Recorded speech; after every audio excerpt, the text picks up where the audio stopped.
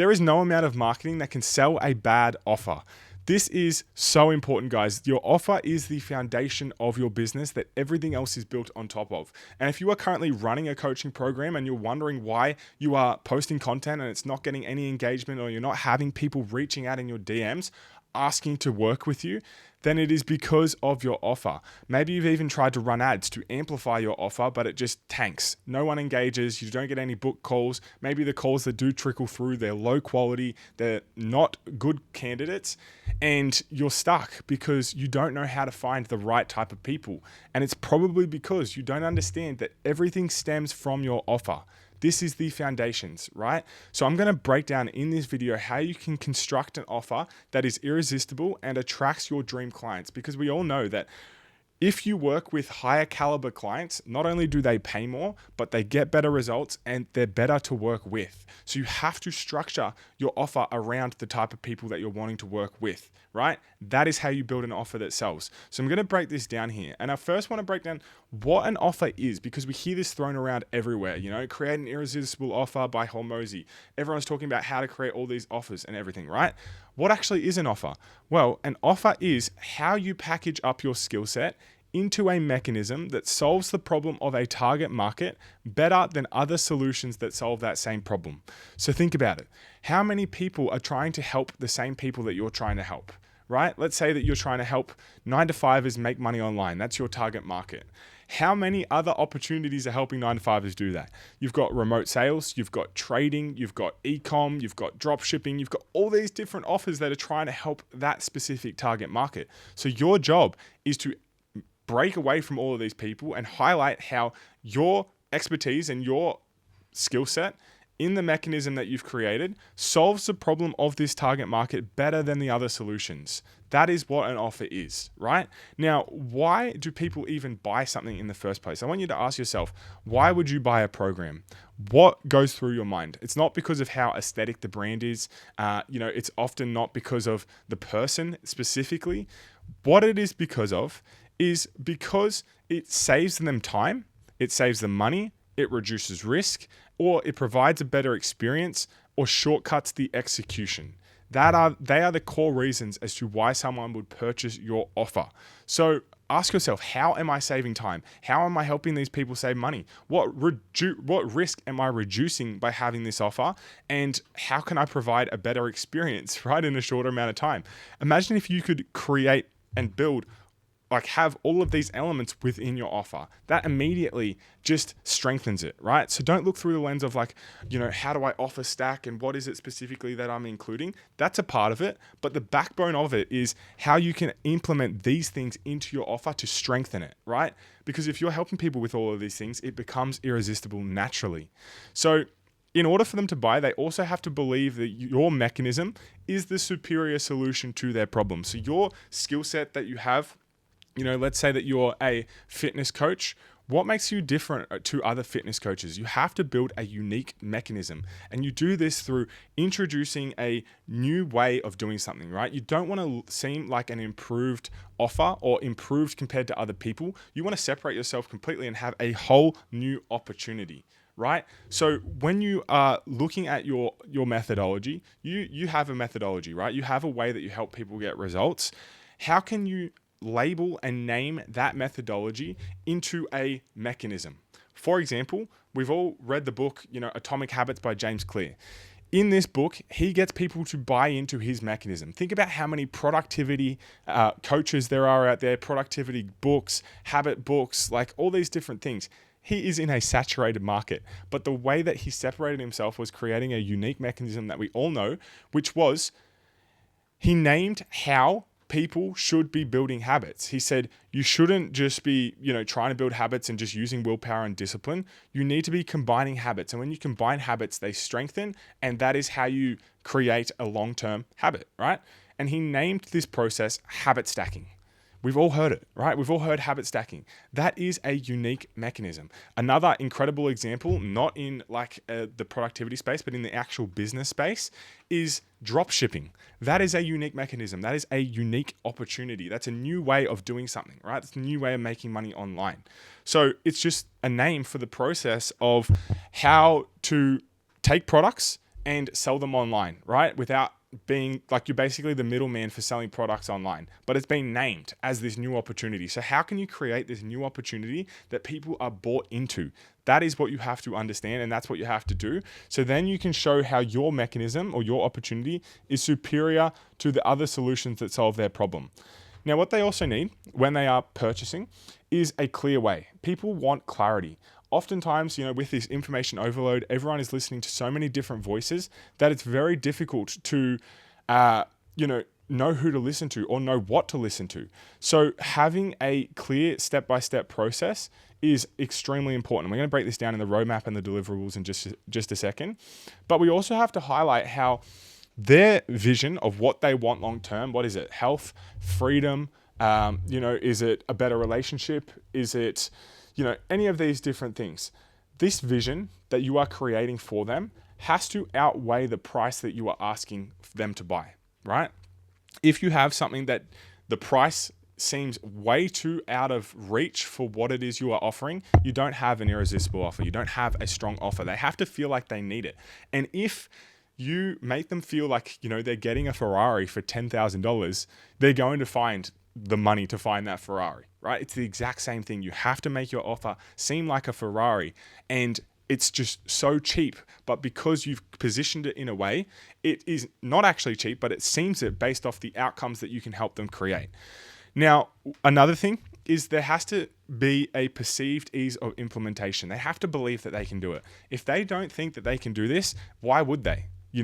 So you can work around this by having different systems like accountability and support set up, or step-by-step roadmaps or tools or frameworks, all these different things to make it seem easier, right? Remember, you are trying to implement these things, save time, save money, reduce risk. All these things will help them make it feel like there is a perceived ease of implementation.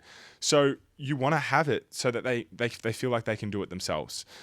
They have to see that, this thing actually works as well. So if you're a coach and you haven't gotten client results, I would recommend almost just doubling down on super cheap, programs, maybe even working for free so that you can get results, to show how your offer or your mechanism actually helps people like them achieve a desired outcome. If they don't, it's going to be very hard to sell. It's very hard to sell something without social proof, especially in these days. People are just faking things left, right, and center. So you have to prove to them that your mechanism works, and you do that with unbiased proof. Bias proof is, I did this and that can work, but there's less trust because it is coming from you. But if your audience sees that someone like them has created a result, that unbiased proof makes that trust stronger, right? They see, okay, you've helped this person, that person's like me, that means you can help me, right? So you have to have client results. You have to show how other people like them are getting the result. They also have to believe that they can't get their desired outcome without what it is you're offering. So there are ways that you can do this through marketing, which I won't break down in this video, that you can throw rocks at other ways and show how, if you were to do this by yourself, you won't be able to get the outcome, right? And it's not tricky. It's not like you're being sneaky or degrading them and showing them that they're not capable. It's actually the opposite of that. It is showing them that it's not their fault and that there is a better way, right? And you're getting them to buy into this better way, which is your mechanism. And then also highlighting the risks. Of course, there's risks involved with everything. If you're saying that this is guaranteed, airy-fairy system where you're making $1 million in, a month or whatever it is, right? It's going to just create alarm bells. But you can have a really strong offer. For example, creating a claim like that, maybe not that extravagant, but also highlighting the risks involved with it. That can build trust. I know a lot of people show the dispute rate of their programs and show how, there have been some people that have gotten refunds and haven't gotten the results, and this is what we did with them. We gave them a refund because maybe it wasn't the right time, or whatever reason it was that they got the refund.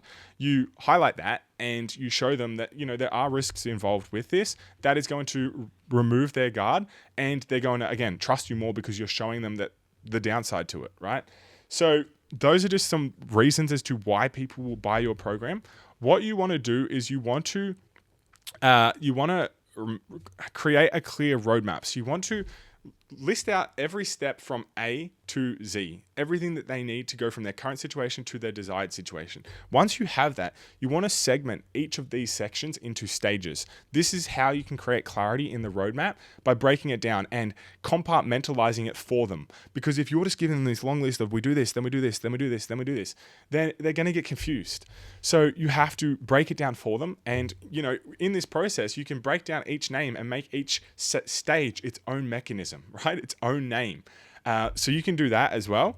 And this is really important as well. So obviously, coming into 2026 and beyond, information is becoming more and more of a commodity, right? It's very easy to get information. People are not purchasing information, they are purchasing the result. So if you can have ways to justify your offer through offer justifications, this is going to strengthen your offer so much. So what is an offer justification? Well, these are things that almost make the offer feel like it's worth more because they are getting access to these things, right? So I'll break this down. That's a bit vague, but I'll break it down so that you have more clarity with this. So let's say that you're a sales coach.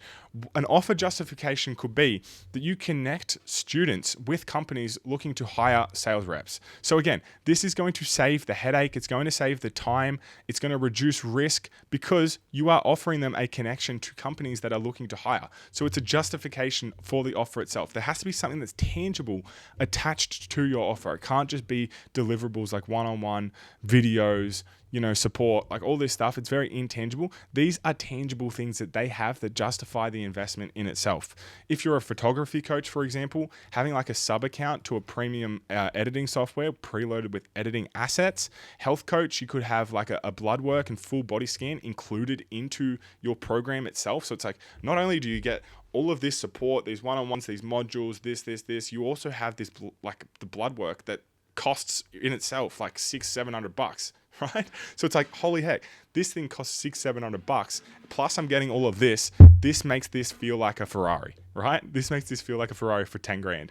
So those are some offer justification examples.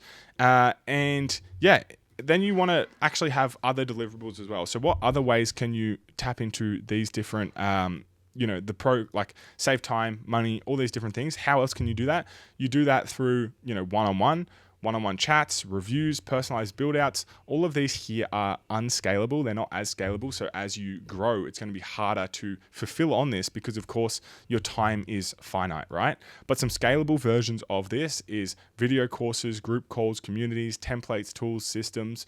These are things that can help with delivering the result without the actual time input. So for me, in terms of our business and our deliverables, we help our clients with marketing and sales systems, online coaches in Australia, and some of our tangible deliverables that we have, like the offer justifications, is that we actually place setters and closers into their business. I have connections where we have trained setters and closers that I can place into businesses.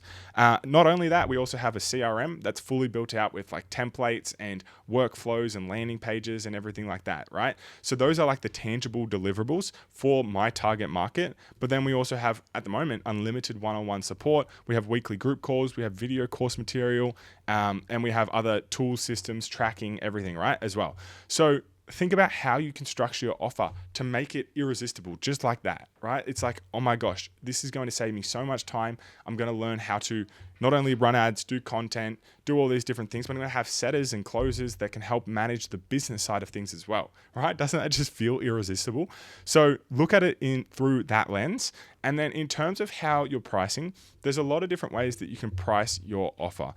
You can have something like a PIF model where this is very common, where like you pay in full, 5K, 3 months, something like that.